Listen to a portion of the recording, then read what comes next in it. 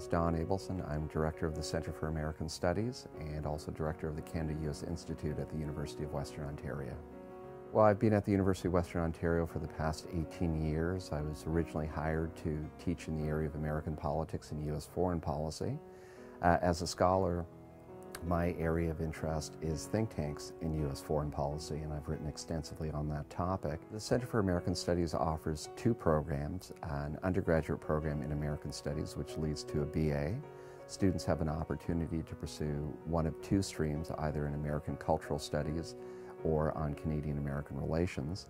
And the other area that we offer expertise in now is a new master's program in American Studies that also follows the format of two streams. It's the first program of its kind in Canada. We're very excited about it. We admitted our first class in the fall of 2010 and enrolled 10 students from across Canada. We even have a student from the United Kingdom. So it's a very interesting program. It's interdisciplinary in nature. The type of student that we attract to both our undergraduate and graduate program are students that are really interested in drawing on multiple disciplines.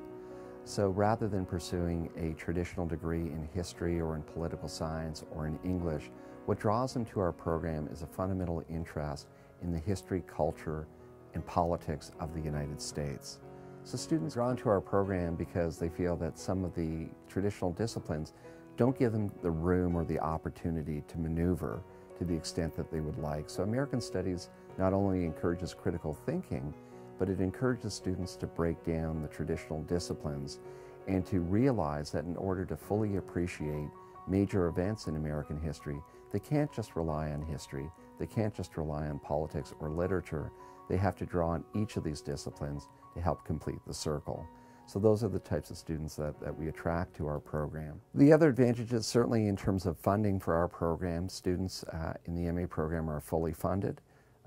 They end up with a TA-ship or an RA-ship. They have an opportunity to work with faculty, and certainly they have an opportunity to participate in the different programs that we sponsor, programs related to the activities of the center. The types of research that the students are undertaking not only reflects the interests of faculty, our students are carving out their own niche, their own areas of expertise, and we hope that that serves as a foundation for students to go on and pursue their own academic careers. My name is Monda Halpern. I teach in the Department of History, and I teach women's history and Jewish history, Canada and American history. Well, my research as a whole, I would say, is generally social history. So I'm interested in issues of class and race and gender and what those issues can tell us about life for Americans and Canadians in the 19th and 20th century. Professor Robert McDougall and I co-organize the Center for American Studies Speaker Series. We invite about 6 or 7 speakers to come every year and speak mostly to undergraduate students. And we have speakers that come both from Western and from outside Western. And we try and cater the talks to a variety of interests. So we have some speakers who are historians, some political scientists, and then some in cultural studies, film studies, English, anything that you can imagine, because we try and reflect the interdisciplinary nature of American studies through the speakers series. So some of our speakers have included authors such as James Carroll, Andrew Keen, who's an author who specializes in technoculture, Christopher Hitchens, who's a political commentator, quite provocative and controversial, Christopher Hedges. We've had Douglas Brinkley, who's the CBS presidential historian. So we've had some very, very prestigious speakers here, usually for the Morrison Lecture, which is probably our most high-profile lecture of the year.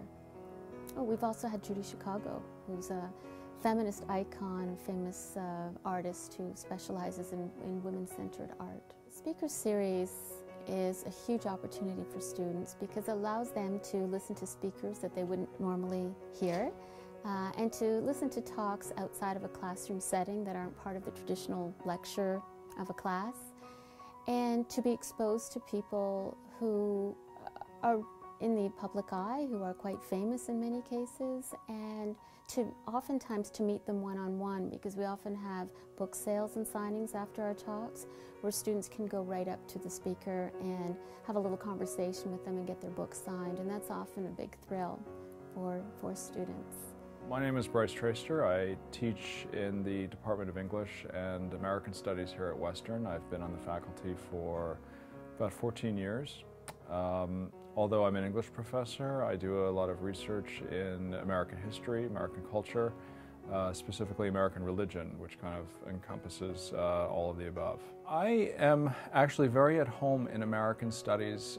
Even though I'm a literature professor, a scholar of literature, I study early American religion. And in the 17th century, there really wasn't much literature that was even written.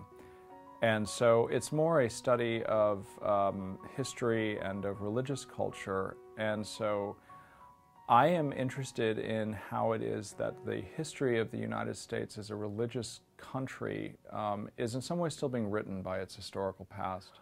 I actually think that studying American studies in Canada makes a lot of sense. And the Center for American Studies has a graduate program at the master's level which is actually fairly unique for Canada. The reason why it makes sense, I think, is because as Canadians we live in very close proximity to the United States, and needless to say we all have a lot of opinions about our neighbors to the south. Positioned where we are and having the resources that we do, American Studies at Western grants a kind of scholarly integrity to that inquiry into the United States, into our southern neighbors.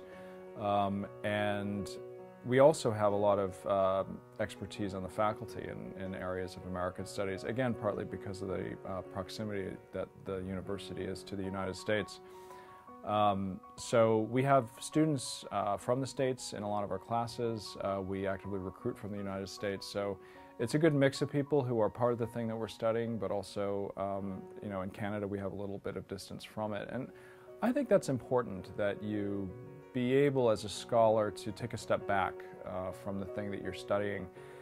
And I think that as Canadian scholars viewing the United States, we have a certain advantage even over scholars in United States institutions, even the elite universities in the States, because we're not really part of exactly the thing that we're studying. And I think some scholars that I know, people who are colleagues of mine, you know, it's very easy to become bound up in the thing that we are studying. And again, the kind of distance afforded by studying the United States from afar offers, you know, a little bit more objectivity in thinking about this behemoth, the United States.